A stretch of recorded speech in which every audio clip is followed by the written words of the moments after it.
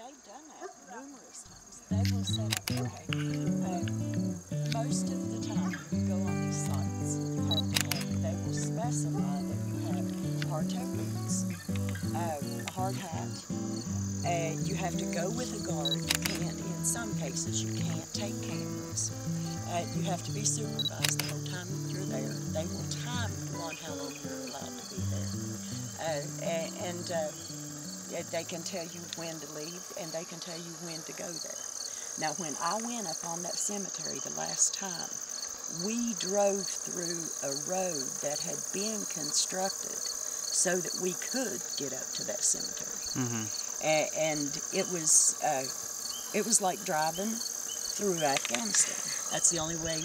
It's the only terrain that I can compare it to. It was just like cliffs here and a really narrow one-way road going up the side. And I mean, it was totally unfamiliar to us. Throughout my lifetime, there was just a one-way little dirt country road that went all the way up to the cemetery. It stayed maintained by the families of the people that was buried up there. And the coal company has just, they've destroyed our access to these cemeteries. And what it is, the DEP, that's the West Virginia Department of Environmental Protection, has said that as long as that is an active mine site, that the coal company safety man and the company owner controls access. They control when you can go, they control when you can't go, but they're not going to say that you don't have access to that cemetery. They're going to say, well, we have to control the access to that cemetery to keep people safe. And it's just, sometimes I think they sit around and think of some of the dumbest things they possibly can and convince themselves of it. It's not an acceptable thing for me as a mother and grandmother to hand off to my children.